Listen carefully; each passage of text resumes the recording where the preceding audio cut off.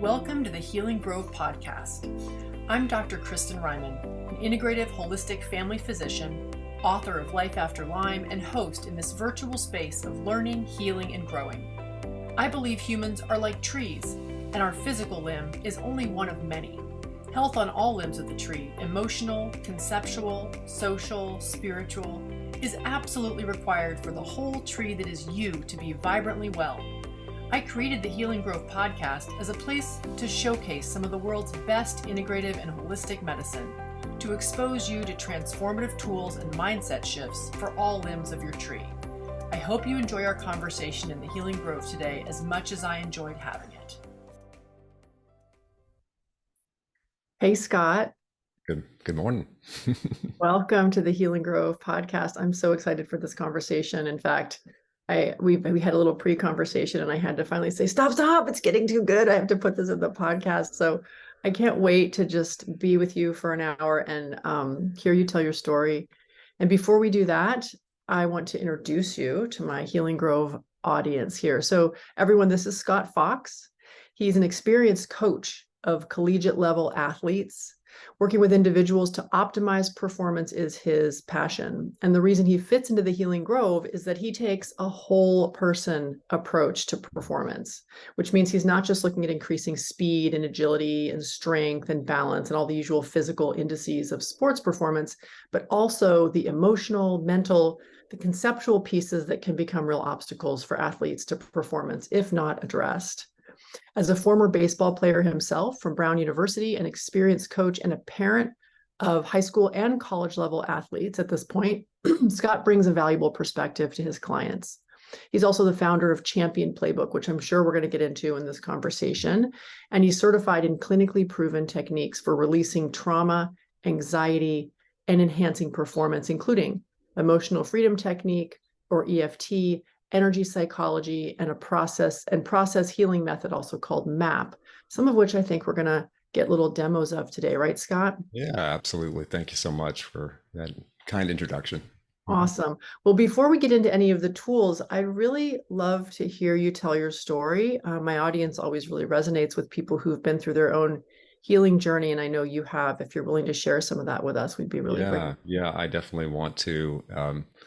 I think, part of the journey is learning to share, and we'll talk about how that all unfolds. But yeah, my journey of health, we'll call it, and so much more, started about 5 years ago. And I just started to have symptoms, and the symptoms really were manifesting in my gut. And I'll make fun of us men for a moment here. The typical man, waits till his arm is falling off before he goes to the doctor. And so I had gut issues for about 45 days before I went to go see my doctor. And I have always had an interest, a preference for, call it holistic or integrative doctors. And that's what my doctor is, an integrative doctor. And so I went there and, boy, the journey began and I didn't even know it was starting.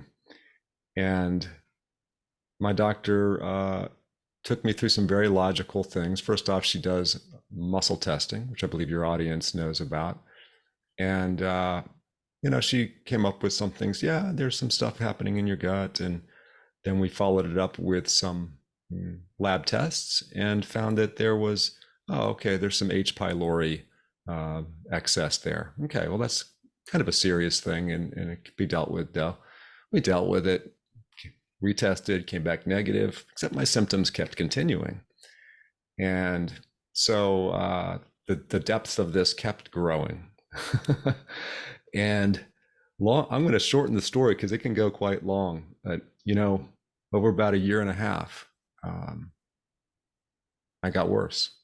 And what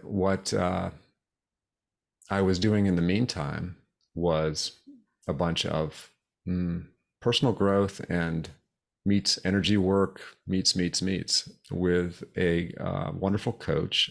And she is trained as a shaman, trained as a trauma relief, has done amazing things with veterans.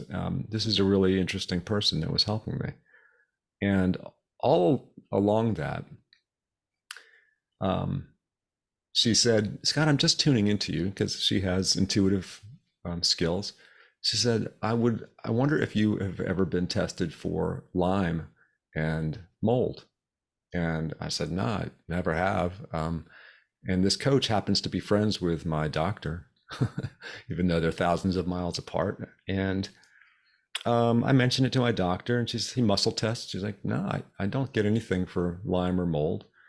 And I was like, okay, that's fine. And we keep rolling along, except I am really now enduring what seems to be the classic symptoms of, Lyme and mold, which can be emotional dysregulation and loss of cognitive abilities. And, again, the gut stuff continues. And it became, I'm getting emotional just recounting it. Wow. It became way more than even my doctor originally thought. And after about 2 years, I finally said, how about if I order some of these tests? And I told my doctor in a nice way. I was like, yeah, I really want to do these. And I did. And boom, both came back positive. So the Lyme came back. Originally, the first test was negative, and to my doctor's credit, she's like, "Yeah, we're gonna go deeper. We're gonna have a different test." And I was not an expert at testing at that point. Maybe I am now. I'm sure. And can Right. you tell us which tests were done? Because I know my Mhm. audience, many people will be like, he got a diagnosis. Tell me what testing he used. Because Yeah, yeah. usually So, that. yeah. So the first test, all I remember was that it was a blood test, and it was the traditional Western blot. That's all I know. I don't remember the brand name on that. Like you went to LabCorp or Quest or one of those kind of big Mhm. labs, and you just got the usual thing that most doctors might order if they thought to order. Yeah. Yeah. And so Which that was the one misses that, 60% of Lyme is missed by that well, test. and that's right. And my doctor did. Yeah, I'm not sure why we used that test to begin with, because I knew that she was skeptical of it, but we did it, and it came back negative. And my doctor said, yeah, however, we're going to go do something else. And the next one was a saliva test. And again, I'm not really sure why we did that, but it came back positive for oral spirochetes. And so that was a big wow. And what I learned later, and this is, with everybody's journey, it is got twists and turns. What I learned later, after working with another doctor who's a naturopath, was that my tests were incomplete, and which I gasped at, because I had been through this for like 4 years. How could my tests be incomplete? I have spent, thousands, maybe tens of thousands of dollars at that point. And she's like, yeah, well, your tick-borne disease tests only tested for, a certain strain. You didn't test for all the co-infections. I said, what's co-infections? And I'm skipping around on my journey here, but let's say it's 3 years into it at this point, 3.5, and we tested using the Vibrant America tick-borne disease test. Mhm. And sure enough, loaded with co-infections with that. So I'm guessing Bartonella, Babesia, the usual suspects, Mycoplasma, maybe like. lots of them. There were, I mean, I can't too many to even mention. I would say that the test, better than I think probably covers a couple dozen co-infections, something like that. And I would say that I had like at least 15, something like that, along with it. Really Yeah, lots it's a of stuff. great test because it's really sensitive, and it also looks for common viruses that most of us carry, like EBV. It looks for Yeah. strep. It looks for CM. It looks for things that get reactivated in the presence of Lyme. So you can kind of see a really broad picture of what your immune system is struggling with. Yeah. Yeah. So, and so that journey continues today.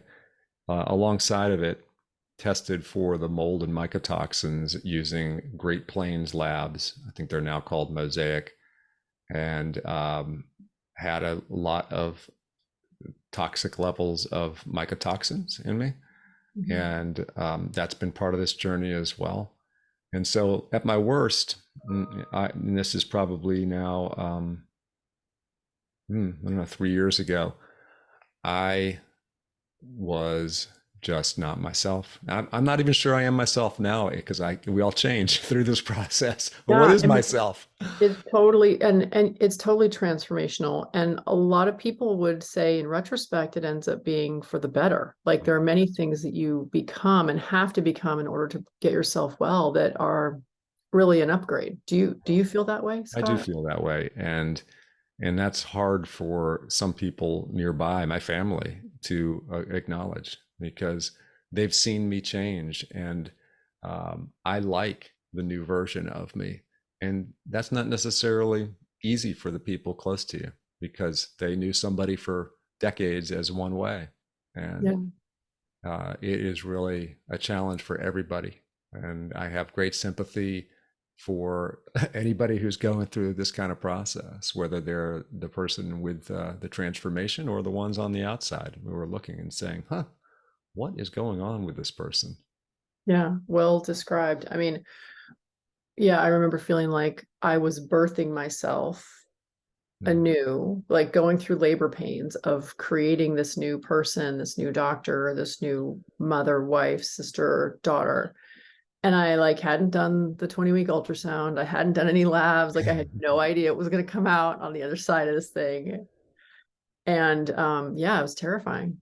Well, and let me recount or start from the beginning again, because it is kind of like a spiral staircase, right? We're kind of still focused on that one thing, but from different perspectives the whole time. And That's the spirochete action. there you go. There you go. Um, when I was interested in personal growth, and I still am, 5+ years ago, and I know the timing of all this is not coincidental. I was working with this particular coach and had a very spiritual journey on that. And my goal was to know my true self. That was what I remember speaking to her. And we're on a Zoom call, and she looks at me and she pauses and she looks and she says, "Are you sure?" And I was like, "Yeah, of course. What do you mean? Yeah." And she pauses again, and she looks again. "Are you really sure?" And I was like, "Yeah. What is this? Well, of course." And she's like, "Okay." And of course, she knew um, what that entails. Mm. And we then, later that year, I went to go visit with her and do in-person sessions. And this is out in Arizona, which, if you are sensitive to energy, there are places in Arizona that are very interesting places to go to. And this happened to be in a spot that I just resonated with. And she took me out to the desert, and we did we'll call it a medicine wheel ceremony that unleashed something. Uh,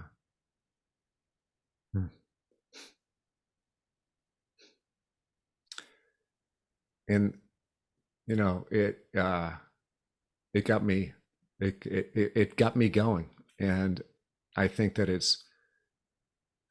it coincides with the symptoms, and so I don't look at it as a negative. I i just know that that kind of intense energy work meets intention uh, was for a purpose. Mhm. And it's hard. I don't have the right words for it, but I know that that search for true self involves somehow spirochetes. Yeah. Well, I have teachers who really truly believe, and I believe this as well, based on my own experience and what I've seen in so many patients with, the Lyme spirochete, that it is a mechanism for human evolution. It's like a little Wow. springboard. Wow. Yeah. And I do wonder about those kinds of things. And you throw in the other things that travel along with it. And maybe you can comment on which comes first, but certainly the mold aspect or the mycotoxin piece, plus its buddies of parasites, and fungal overgrowth, all of which I've experienced. And it's a lot. And I think that it's impossible to not go through that without being changed. And I think Yeah. even just the definition of, what is the human at that point? We know that we are comprised of non-human entities that are inside of us, on us. Mhm. And so as these new forms of beings or life are changing inside of us, therefore we are changed by that. I Mhm. know I don't think the same, I don't feel the same as I did pre, I don't know, blooming of all of those things. They were probably all inside of me Yeah. before all of that. Yeah. They were And waiting from the go ahead from the boss.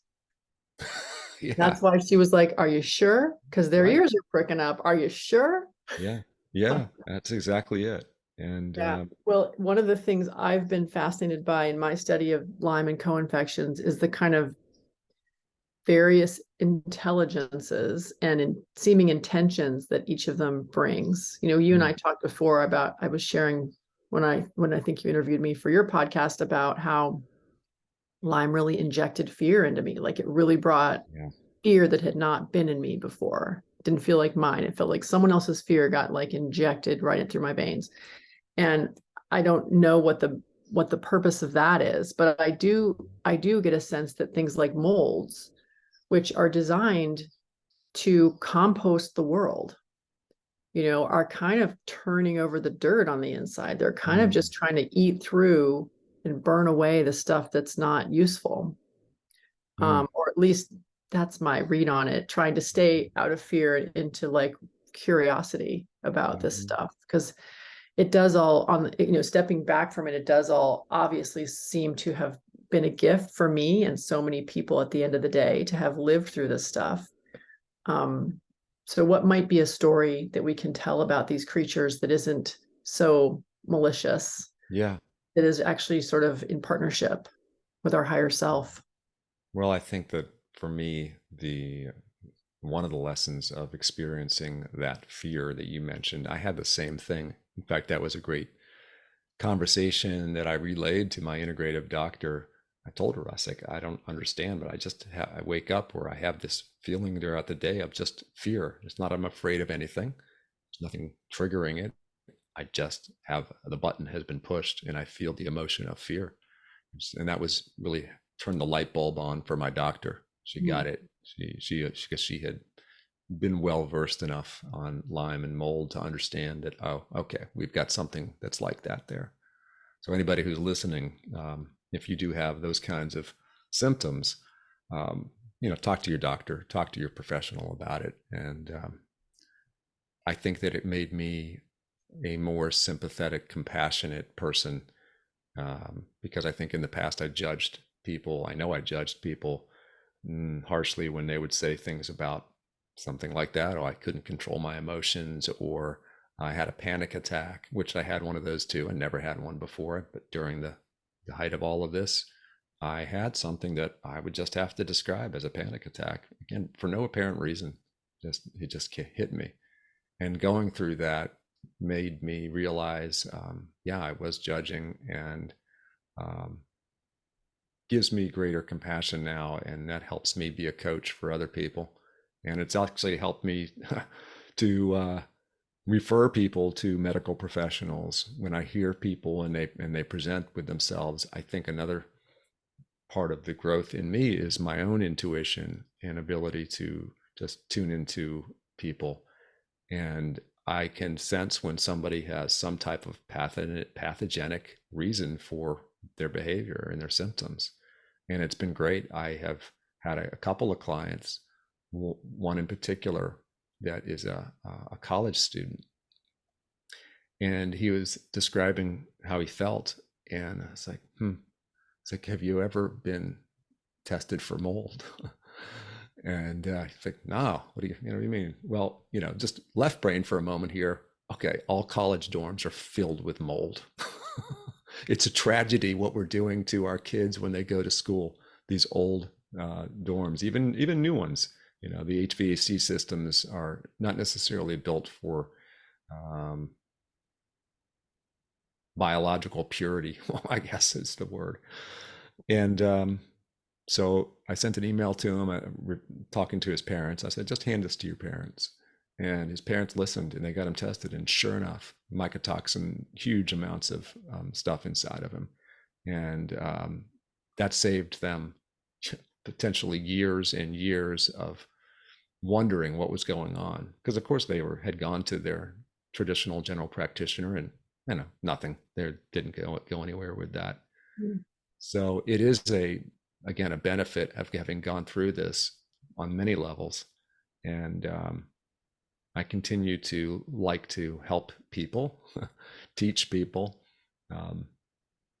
Yeah, part of one of their sideline stories is I'm always interested in modalities and just seeing what's available. And one time I was speaking with somebody who was just learning about numerology, and I poo-pooed it. I just thought, okay, whatever. And the person said, yeah, let's just put your information in here to the algorithm. And it's like, fine, here you go. And he said, yeah, before I read you the results of this, why don't you just write down a couple things that you have thought of as, what you want to be in life. And I was like, okay, interesting question. Actually, I don't think that anybody really had ever asked me, what do you want to be in life? And I wrote down two things, and it was healer and teacher. And when he put my stuff in the numerology, two things came out: healer and teacher. Like, daggone it, now I have to believe in numerology. Or at least stop poo-pooing it. Yeah, I had a Exactly. similar experience last year. My sister purchased me a numerology consultation for Christmas, and I was like, oh gosh, what's this gonna be? And I was characteristically closed-minded about it. I'm not sure why, but for whatever Yeah. reason. And it blew my mind. Mm-hmm. It blew my mind. So yeah, I think there's a lot out there that is not in our, generally taught philosophies. Yeah. Now, I want to get back to something you said. I do want to talk about coaching and college athletes and kind of what you see, but I just want to point out something that I heard throughout your story, because you said, someone who is maybe dealing with the kinds of symptoms your athlete was dealing with, maybe foggy brain, maybe fatigue, maybe weird neurological feelings, visual problems are all kind of classic for mold, allergies, should go to their medical doctor. You didn't just go to a medical doctor. You have a track record of having really kind of sought out excellent people from many different dimensions and domains, right? You're not just going to your primary care doc. Even your primary care doc is an integrative doc. So That's right.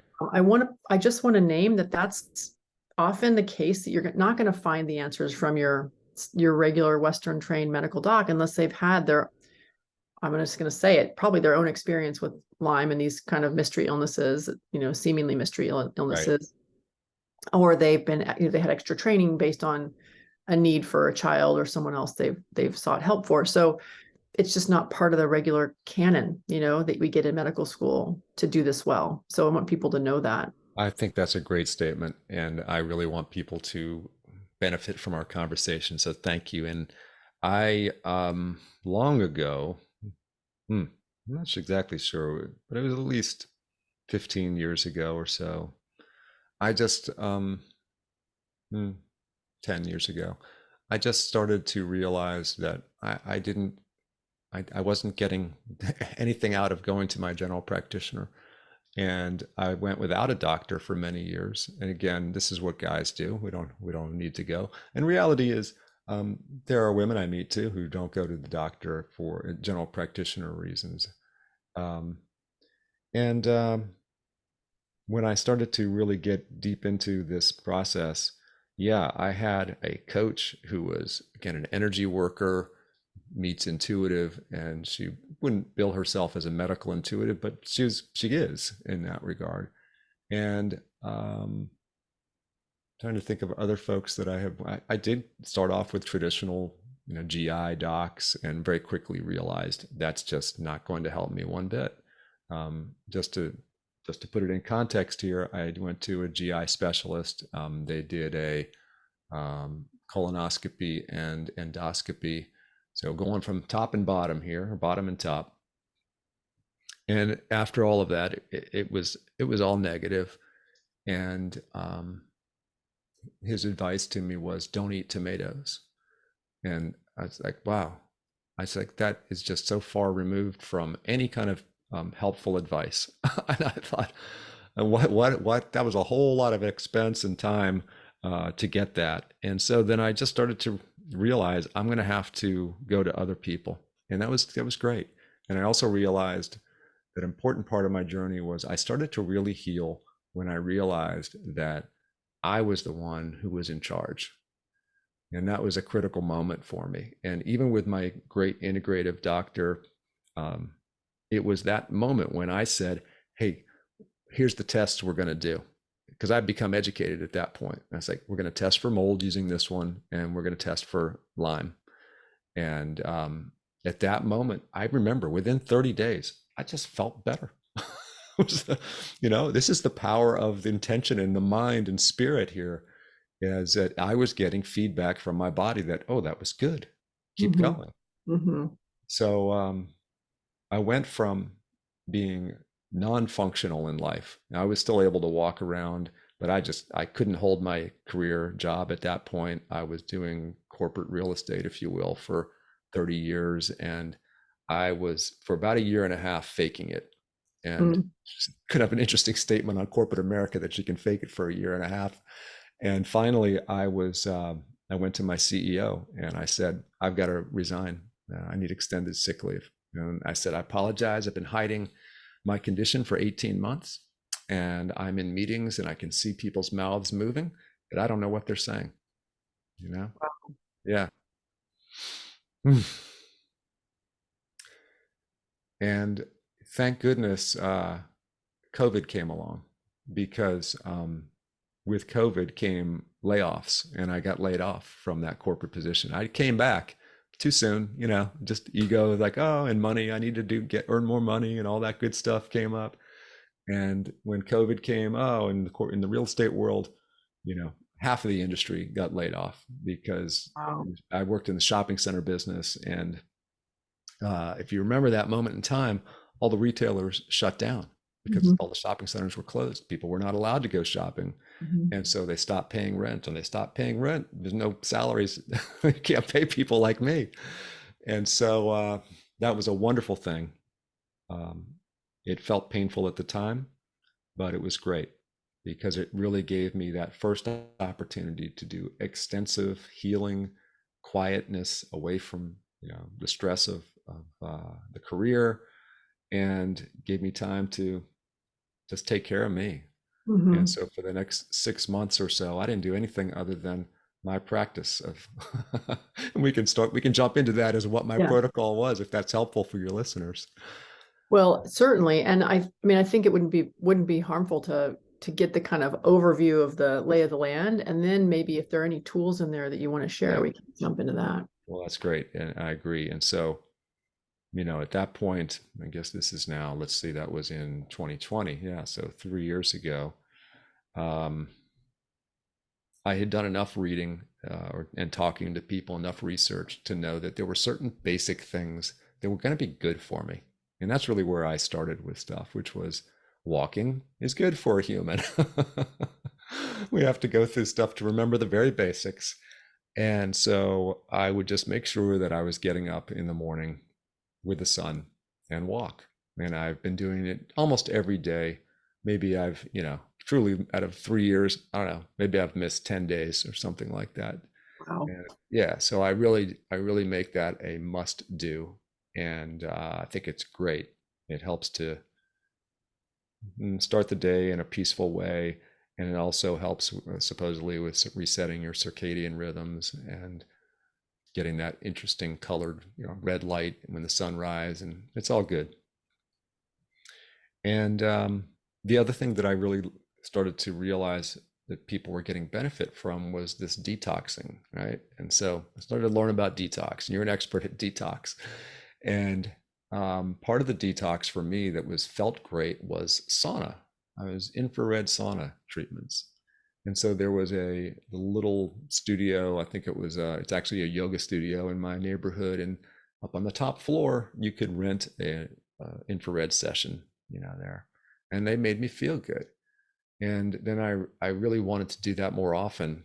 And in an attempt to save money, I looked at something for the house. Well, I live in a small house, and it just wasn't practical to get a $2,000 or $3,000 unit. It was no place to put it. And so I ended up getting something that I recommend to people now, which is a sauna bag, or a sauna blanket, some people call it. It is the far infrared spectrum. And the one I use is made by a group called Higher Dose.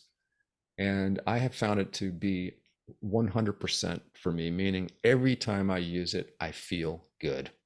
Hmm. And so I'm lying in that every other morning. And I wasn't that frequent at first because my body wasn't ready for that.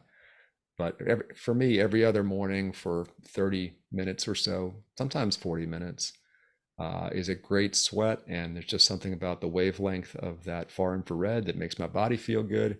And that's helpful. And then my other practice that I do, that I don't have as much evidence to know if it's doing something for me, but I like it, is I wake up in the morning, and first thing I do is I say a round of thank yous, or some type of high vibrational movement. Like it could be a fist pump, just be like, yes. I know that sounds goofy, but it really does do something. It just enlivens the day, and I think it probably creates a little dopamine hit or something like that. And I don't know if this is endemic to people who have Lyme and mold, but I will awaken and have a negative thought, feeling, just Mhm. by habit and or by physiology. And I've talked to other people, and this is, I think, quite common. And I'm not quite sure what the reason for that is, other than cortisol wakes us up. I'm not sure why it would create a feeling of caution, fear, dread, or something like that. And I'm sharing a lot here because I just want people to know that this is out there. And if you really talk to people who are going through stuff and they'll share, you'll learn a lot. And Yeah.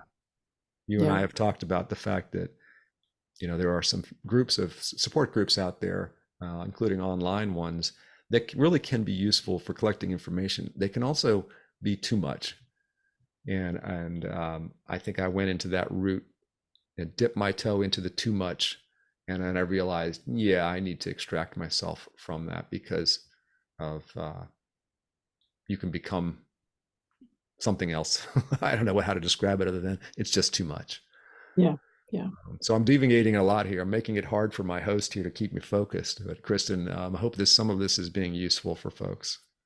I'm sure it will be. Did you know about EFT in terms of these fears and thoughts that you'd have just on waking? Did you know that tool then? I'm curious if you were using that. Hmm.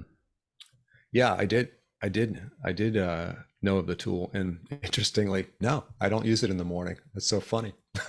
I've been an EFT practitioner for 15 years, and as they say, it's always hard for the dentist to pull his own tooth. And I think that creating a new habit, I just haven't done it for use during that wake up moment. That's a good. I'll try that. Well, Um, this is evidence for why life is a team sport, Scott. yeah. We need others to reflect back our strengths and our Mhm. resources. Yeah. And I certainly have benefited. I want to put that out there too, is that because I'm a practitioner of EFT and some other things, and I work with clients, um, that helped me, I believe, tremendously, because I got to participate in the healing event with Yeah. somebody else. Yeah. And so we were built Powerful. like this, whether it's the mirror neurons that are in us that allow us to experience what somebody else is experiencing, or some other energetic connection, or the intention of, lovingly helping somebody. That's all positive. And when I would tell people who may not know me that well, that I would open up. I say, yes, I've been dealing with chronic health issues. First, they would look at me like, oh, really? Because you look good. And I'd say, thank you. And then after a while, I realized, yeah, I do. I probably do look pretty good. Compared to the, to the general population, maybe doesn't look good these days. But secondly, I think it is a function of the fact that I do these practices, these energy techniques with other people, and I benefit from that. And that's a Yeah. cool thing. Yeah, there really is. I mean, you and I were talking about the power of groups earlier and just how awesome it is to be able to facilitate healing sessions and, transformation of a group and individuals in a group. And yeah, when one person gets a session, everybody gets the session. Yes, yes. In the Powerful. EFT world in which I've trained, they call it borrowing benefits. And Mm, so they actually have a label for it. And one can just watch somebody go through an EFT session and, hold your own issue in your intention for a while. And you get reduction in anxiety or reduction in subjective units of distress, as we refer to them. And that's just an amazing thing. And I think that humans are probably capable of so much more than that, but it's an indicator that we're built for connection. yeah. Yeah. Well, now maybe is the right time then to do a little EFT demo. What do you think? Yeah, that sounds great. That sounds great. So EFT, just for a description of it, I call it East meets West. It involves a little bit of Western psychology. We'll call it some cognitive behavioral therapy, exposure therapy meets the East of acupuncture. So we're not going to use any needles here, but that's the best description I can use. And it's really simple. And I've taught 8-year-olds, how to do this. And I like it because you can do it in a group, you can do it one-on-one, you can do this by yourself, really flexible. And it just kind of looks like this. We're tapping on certain spots, and I'm giving you the mechanical aspect of it now, and then I'll layer in kind of the next piece of it. But as you can see, I'm not really too concerned about the exact spot. It's not like I have a needle where I kind of need to hit that spot exactly. And these are all on the head and torso, and on the hands as well. There's some spots. And the key to this, beyond the mechanics, but let me stay with the mechanics for a moment. If you just tapped like I just did, and just keep doing it there's no prescribed amount of time, but I would say, I don't know, do it for 5 minutes or so. Honestly, if you're sensitive like I am, just that little amount, I can feel a shift inside of me. Chemically, something happened. What's been shown in clinical studies is that there is a change of neurochemistry in our bodies when we do that tapping on those spots, which is really amazing. And humans have been tapping on their bodies and getting different states of consciousness for millennia. Okay, if you see qigong, they're just doing it with a different style. And the next piece of this EFT process would be tuning into your body. So what does that mean? Someone says, I'm nervous when I do public speaking. Okay, well, we can work on that. I would say to them, can you imagine being a public speaker right now? Oh, yes, I can. My stomach is in a knot. Great. I want you to keep your awareness, your focus on your stomach. And now we're going to tap. Okay, so it's as simple as that. It does take a little level of practice and skill to be a good client, which is, we are not taught in our society to focus on our body. Really, we're not. We're up in our head doing a whole bunch of stuff. So for us here, we could demonstrate, if anybody's listening here, you want to follow along, pick a subject in your life that's causing you some distress. And you feel like maybe it's holding you back. And just for fun, give it a rating, 0 to 10. 0 is, I don't have any anxiety in my body today. 10 is, oh, I'm about to, cry, purge. And just make note of that. And the number, it's not that important, but just come up with a number that's reflective of your distress. And then we would go through this process. We would start on the top of the head. Okay, so for all of you EFT people out there, maybe correcting me at the moment, you might want to do something like on the side of your hand and say, even though I've got this problem in my gut, I'm okay. And so again, here's like the East meets West. We're doing a little bit of Westernness here. We're having a cognitive statement that even though I've got this problem, I'm safe. And we might use the classic line that says, even though I've got this knot in my stomach because I'm worried about being a public speaker, I deeply and I completely accept myself. Okay. And then I would say, as a practitioner, keep your awareness in your stomach or whatever body part is registering this distress. And let's tap on the top of the head.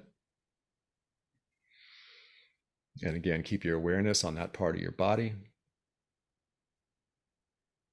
And go to your spot right near your eyebrow, in the bridge of your nose.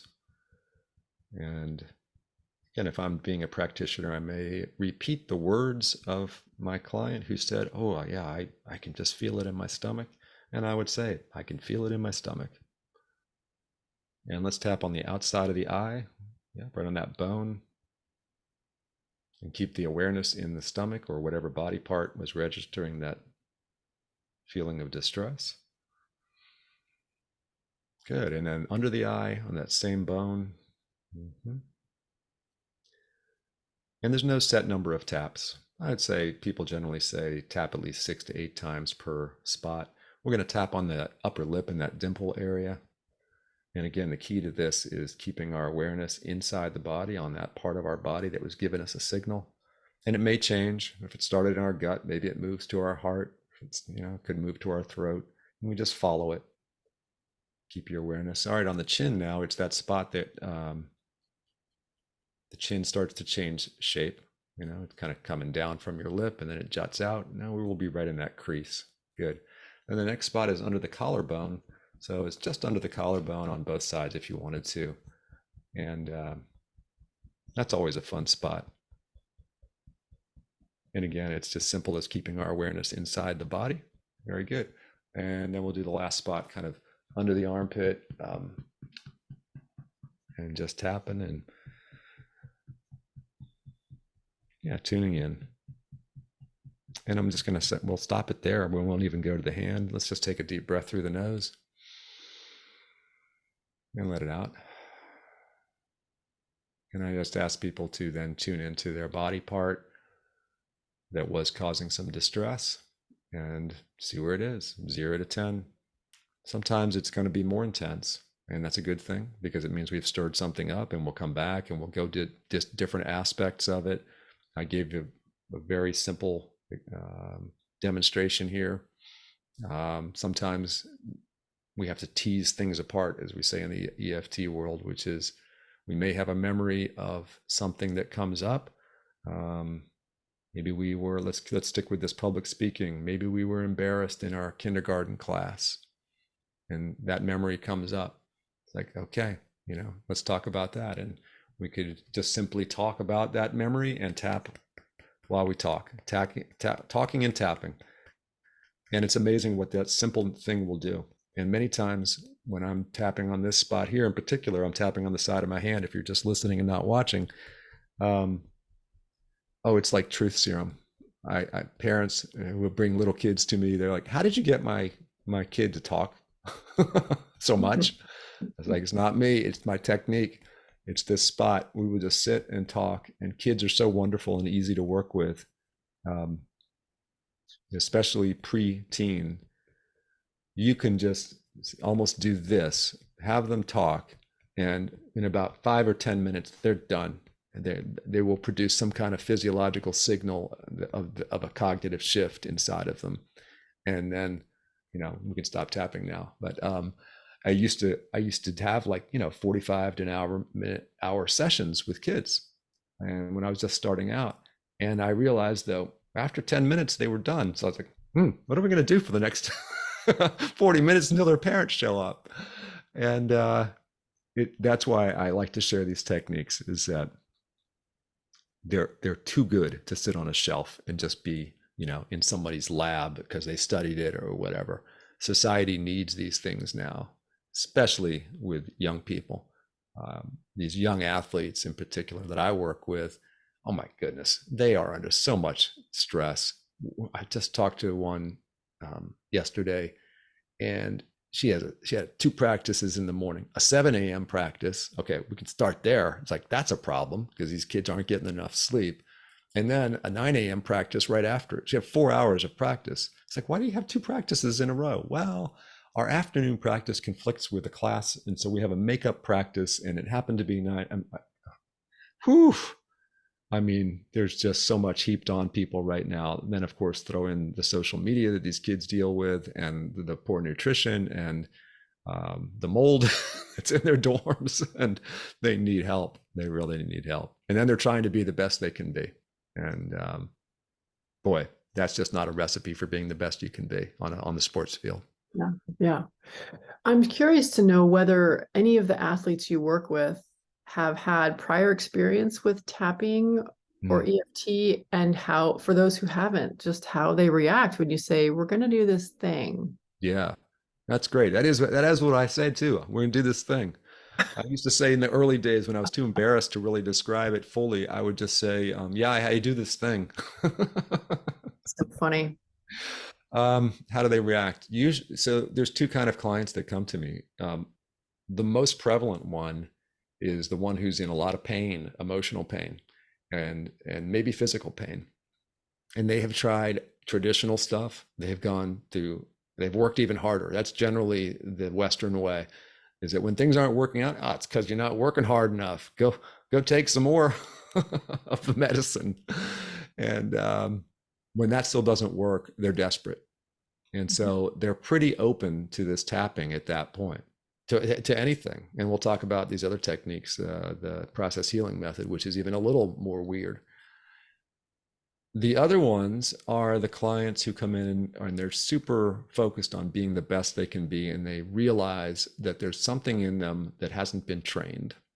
Okay, and everybody has their own motivations for coming in.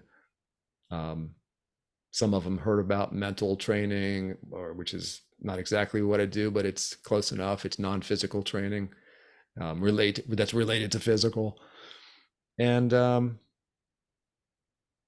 more and more, I think in the last 15 years, there's been a big acceptance in different techniques because of the level of distress that is in society.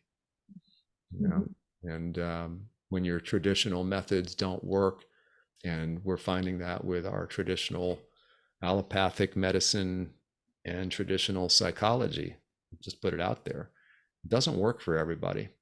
And sometimes it works, but too slowly. And with athletes, they need something that's going to help them immediately. Yeah. Cognitive behavioral therapy is the gold standard. Been around for 60, 70 years. And it's shown in some studies that I've seen 15 sessions to get a significant reduction in anxiety. Well, 15 sessions, that's probably 15 weeks at the fastest. Yeah. And that your season's over at that point. Yeah. And while there can be some very clever sports psychology, cognitive techniques, what I think is really cool about EFT is that it's getting deep into the root cause of stuff if it's done well. And I think with some sports psychology, it's so performance driven that sometimes the person is forgotten and the performance becomes more important. And we've all seen these famous athletes, believe me, they all have access to sports psychologists, and yet they still had major breakdowns, whether it's Simone Biles or Michael Phelps after the Olympics. He reveals, he's been struggling with depression for years, even though he was a high performer.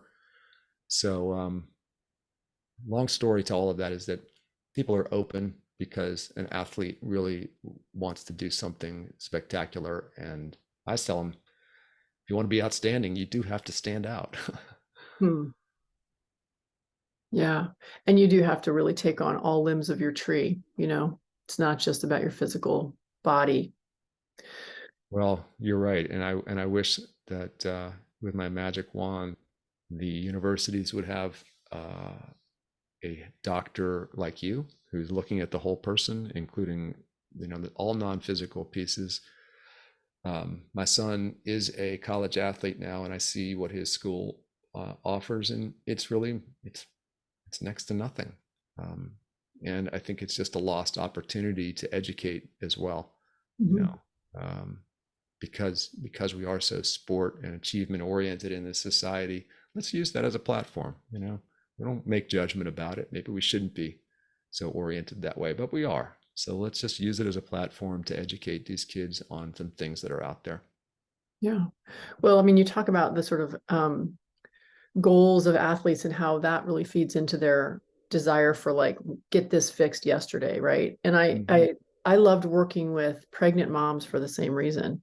Mm. There was this limited amount of time in which they were like, let me get my ducks in a row, let me get my nutrition dialed in, even if it was for someone else as opposed to themselves. It was this motivation that I think really is unique to that period of life for many women. And I think athletes are the same way. They have this limited, and I mean, most kids say, I'm not going to be playing baseball forever. I'm not going to be swimming forever. I want to really optimize this 4 years of my life to be the best I can be.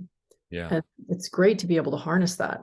Oh, So yeah, definitely. I love you're it. I working love with a it. lot of individuals. We also talked about how you're shifting into groups. Tell us more about what that looks like. Yeah. So, I have worked with small groups, and I'll talk about some pro bono work where I do work with a group right now.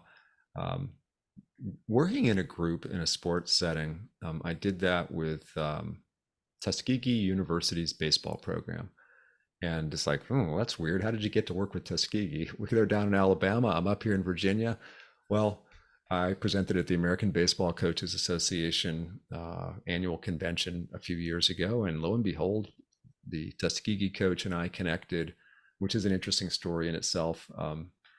I'll quickly tell that one there is that I was able to get that relationship because the coach experienced EFT with me. We had a virtual convention that year. It was during the pandemic, and so I just put him in our private room while my interns manned the booth, if you will, and I took him through a session. He felt it.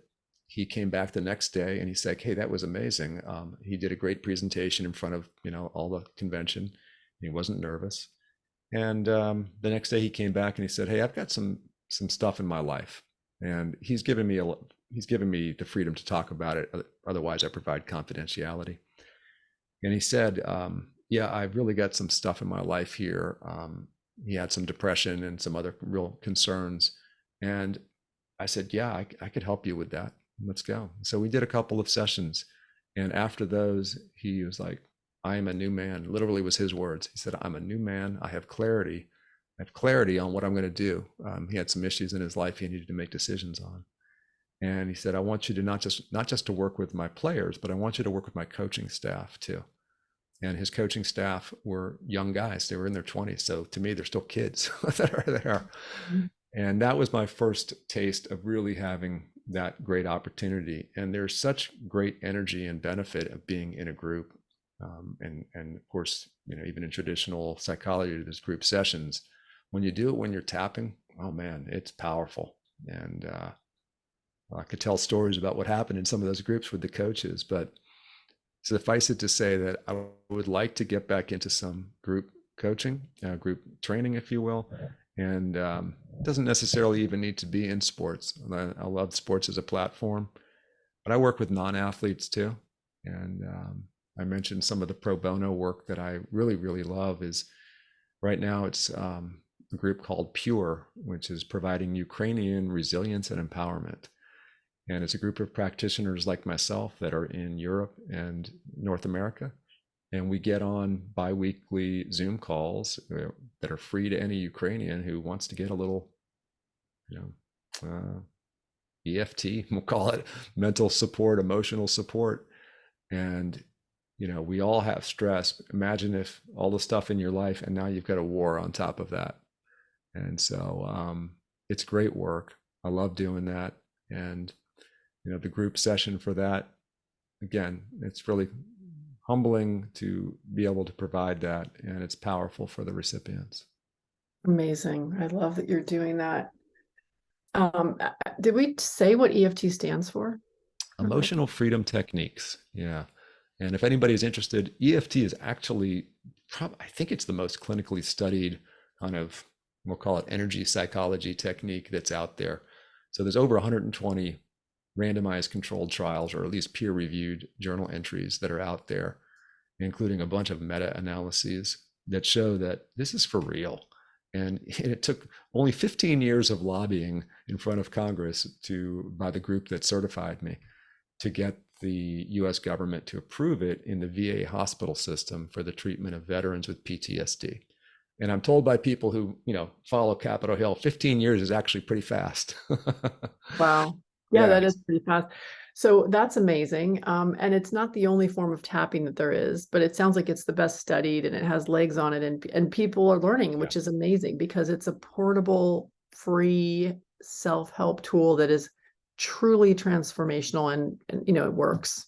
Yeah, What it's very well said. And I love the portability. I love there's no machinery. Hey, EMDR is great. It's got a light bar though. That doesn't work out in the field for me, And so I like the portability, the flexibility, the fact that it can work on PTSD, which is, one of the trickiest psychological sticky things out there. And it can work on, some kid who, I don't know, afraid to go to school that day, whatever it is, and everything Yeah. in between. And just to clarify for someone who may never have experienced it for themselves, people might be wondering, what does it mean that it works? I can speak from experience and say that it works completely sometimes to take away 100% of your strong negative emotion, anxiety, fear, anger. Like it can take it from a 10 out of 10 to a 0 out of 10 in 5 minutes sometimes. That's exactly right. And everybody reacts differently. Some people, it's like, the road to Damascus hit them, with a ball of light, and they get shifted, boom, and they're, may have a crying of joy happen. Other people are like, no, I didn't feel anything. They'll come back like a week later, like, hey, I do feel better. It's a funny thing how everybody reacts differently. And then there are some clients who will not acknowledge that the EFT helped them. And that happens frequently enough so that there's actually a name for it, a label called the apex problem. And nobody quite knows why that happens. We can kind of surmise, but it's funny. They'll say, yeah, I feel much better, but it must not have been the tapping. Yeah, we want, I don't know what that's about really. I think that there's many people who just really want to believe that the bill of goods we've been sold is still valuable. The idea that it has to come in a pill, or it has to come from a big, fancy institution with people in white coats, or it has to, even the fact that there are 120 randomized controlled trials sort of aren't helpful to those people sometimes because it's not packaged in the same way. It's not claiming to address the same things, even though their experience might tell them, wow, this really is real. My kids, for example, will do this to me. My kids will, and I don't use EFT. I found it to be less portable even than something called which is like a just bilateral tapping with the same ideas. Mm-hmm. And I've taught them all for their whole lives. And, whenever they come to me, they come to me. So I know they want some help. They say, well, I'm really upset, or I'm really afraid of this piano recital, or I'm really angry at this thing. And I said, well, are you ready to release that suffering? Or do you want my help with that? And they say, well, that's why I'm here. And I say, well, have you tried tapping? And they'll say, well, that doesn't work. I said, okay, it sounds like you're not ready to release your suffering. And then, of course, they grumbling and, resistance comes up, but they let me do it and we tap together. And within 10 seconds, usually they're like, okay, it's starting. Sheepishly, they walk away. And of course, the next time they've forgotten that part. So it's an interesting phenomenon. The resistance comes It up from is. people around things like this. I tell this on my soapbox speech is that humans are really, really clever at creating solutions. We are very creative people. What we're not good at is implementing. And even myself, it's like, yeah, gosh, I know tapping. How come I don't tap when I wake up in the morning? It's a funny thing. And so back to your statement is we all need some help. You're being an amazing parent I love your verbiage is, what was that again? Are you ready to release? Yes. That's so good. It's telling them, yeah, you're in charge of this. Yeah, we You all have are, the right? ability. I mean, Yeah. who else would be? Who else could be Yeah. other than Yeah. God? I mean, your higher power might be more in charge than you. And I like to think I'm in cahoots with my higher power, although I don't always know what the game plan is. Right. Yeah, if we're not going to take control of the ship, like who are we expecting to take control of the ship? I'm going to go with you, what you just said, because I believe that we're in cahoots with higher power too, with us. And I was just I'm always listening to things. I was just listening to somebody who is right on in that world. And this fella said, you do have lots of guides and counselors out there. He said it's actually like one of the busiest positions you can have in the universe, to be a guide and counselor, because it's just needed. And so he said the key is to ask them for help. They're waiting there for you. They said it's like, the operators are standing by. Place your order now. Yeah. I've been told a similar thing by a medical intuitive I worked with a decade ago. She said, they're literally standing around you going, just ask. We're here. We're here, girl. Just ask. Like, we're waiting. We can't help you without you asking. Yeah. That was a huge, you know, fantasy awareness. I tend to believe it's a truth, and I've leaned into it heavily, and it's been very, very helpful to me. But yeah, just that idea that we're really surrounded by the help if we're willing to ask for it, and Yeah. then of course follow through, like you said, use Well, and it. I think, yeah, follow through, and then the acknowledgement of that we as humans we don't know with the answers to stuff. We think we know. Like, I had an experience a couple of days ago where I did something and somebody else really didn't like it, and they just like cut me out of this process. And I think, oh, I was just devastated because I really wanted to be part of it. And then I had to go through I went through tapping and I did stuff because I was stuck on it. I could feel myself circling, this way too much. And also then I got to the point of being able to think a little clearly, and it's like, I really don't know if that's a good thing or a bad thing. It happened and I thought it was bad, but I don't know the big plan here. I really don't know what the future holds. I may think that I screwed something up or this person did something bad to me, whatever it is, but it's not necessarily the case.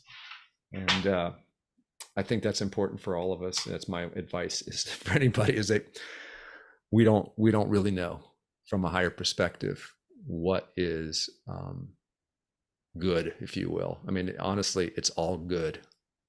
If I'm to believe the teachings of the gurus that are out there, and that we benefit from, the dark as well. And I would say that that's the same thing you and I started to talk about, which is that Lyme and mold and parasites and all that sure can be labeled as the dark. And yet we need it, we need it for transformation. We need it for the balance of the light. And I don't fully understand it. I do intellectually understand it. Sometimes emotionally it feels wrong. Yeah. And that's Yeah. part of the journey, is to just have a bit of faith in either higher power or a process, and just watch.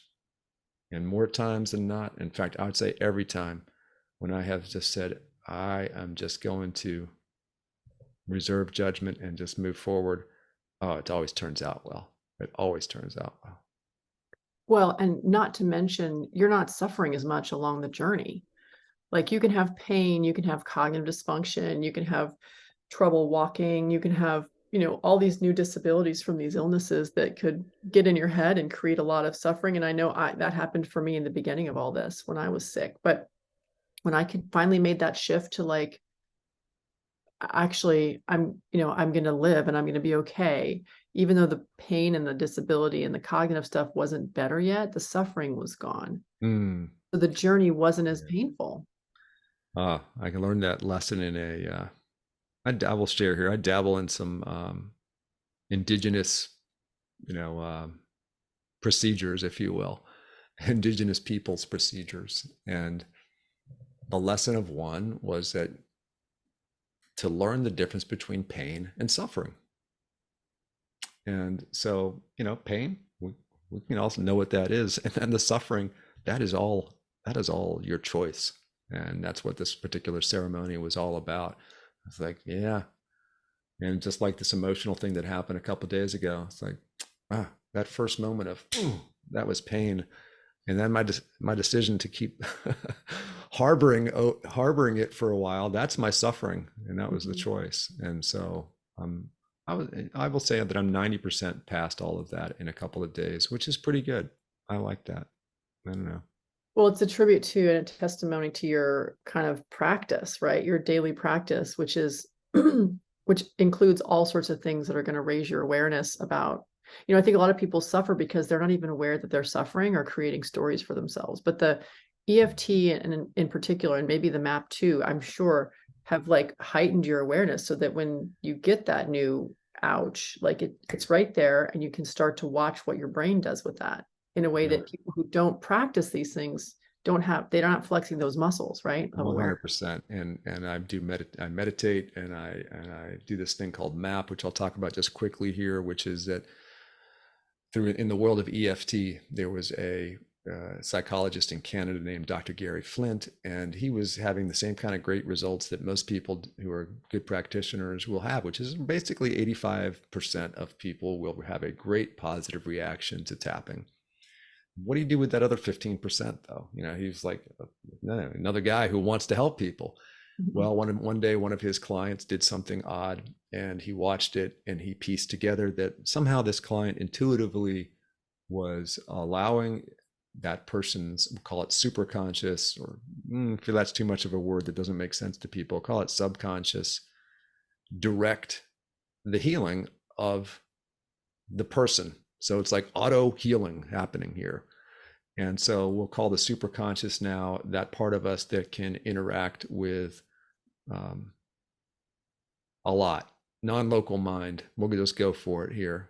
We live in this quantum universe, and we do interact with it. If that's too much for folks, well, this is science these days. Really listen to these scientists who are talking about the quantum world, and we do interact with it all the time on a non-physical level, if that's not even the right term. But anyway, MAP involves talking to superconscious. And so throughout the day, you're exactly right. I have been through enough of this now so that if I feel myself not quickly processing through something that I want to quickly process through, I will say, superconscious, do you see that? Treat it until it's neutralized and replace it with some self-empowering positivity. And it's a funny thing. If you believe that it helps, it definitely helps. If you believe against it, you can block it. But it's so daggone simple. It's so simple. I can't even believe what just happened when you said those words. Like, I had this total shift, and I usually get like a shift when other people are tapping or I'm tapping with them. But what just happened was like a squeegee just like went across my brain.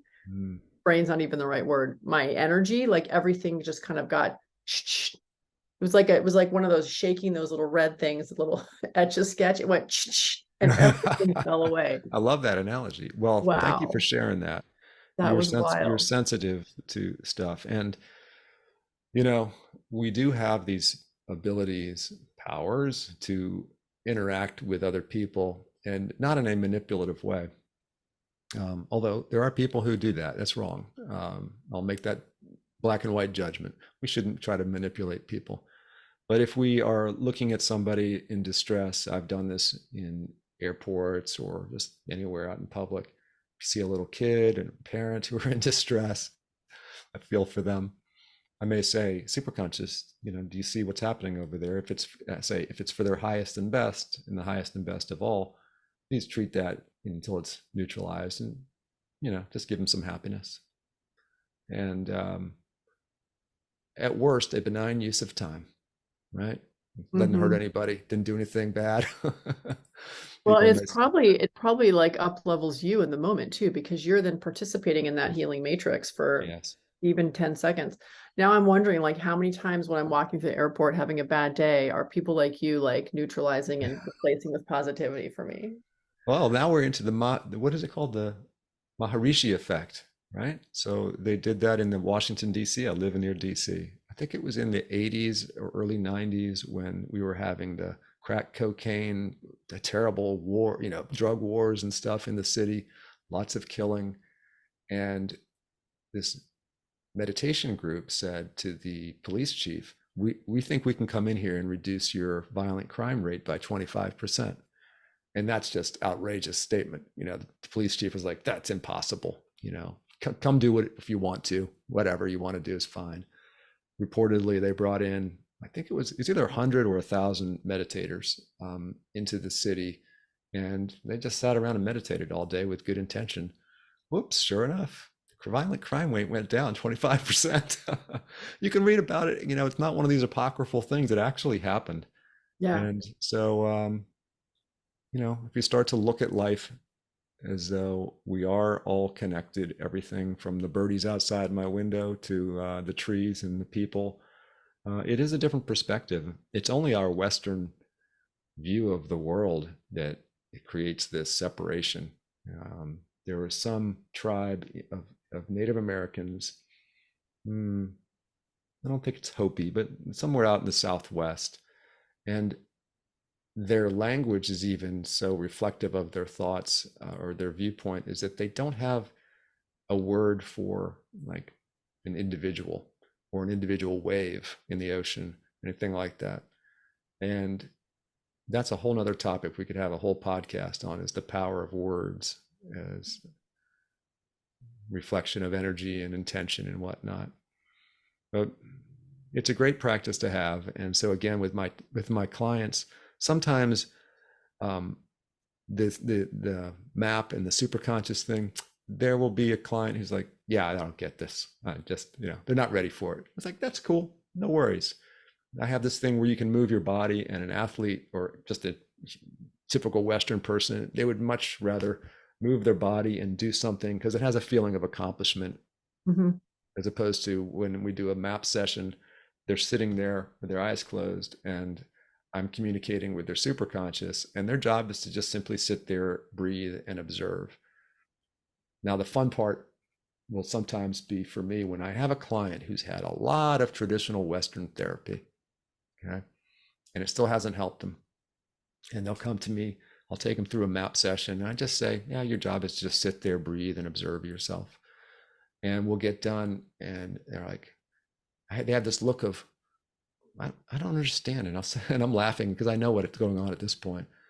They'll say, I feel better, but I don't understand why.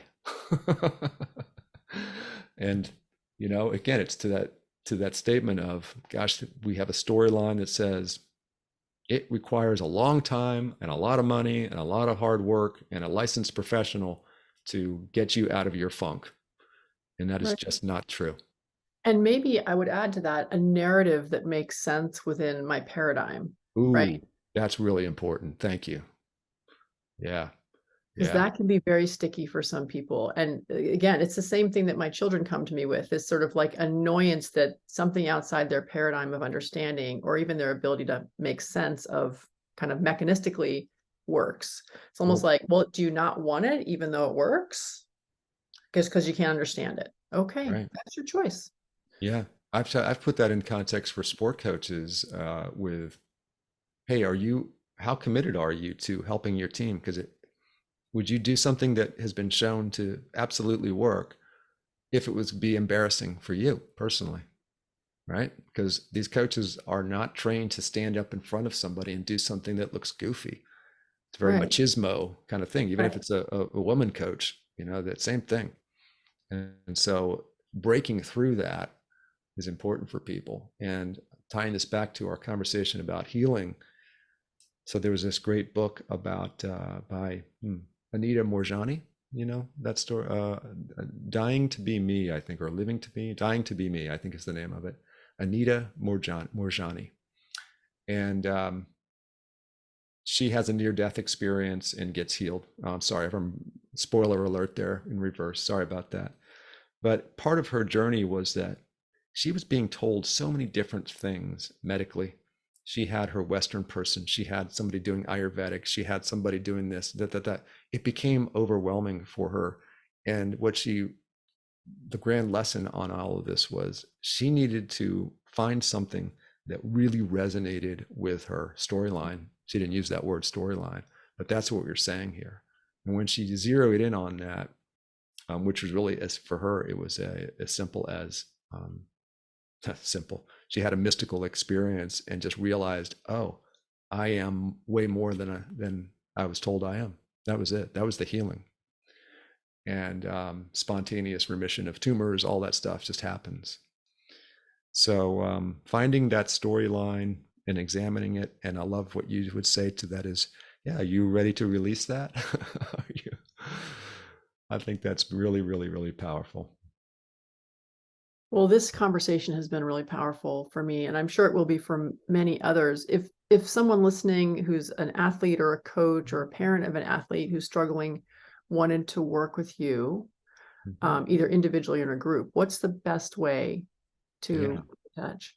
Well, I would say book a free phone call with me, a discovery call, as we say, and you can go to my website. That's www so THE championplaybook.com, and you'll see a contact tab there, and that'll lead you straight to something that'll get you on my calendar. And you can also see me on Instagram, coach_Scott_Fox. In fact, there is a post in the last few weeks of me standing in front of a group of athletes in Philadelphia. And you can see what it might look like to work in front of a group. And I appreciate the opportunity. Beautiful. Well, we'll definitely include links to all those in the show notes. Is there anything before we end that we haven't touched on or that you'd want to reiterate for this Yeah. audience, people looking for whole person health and Mhm. wellness?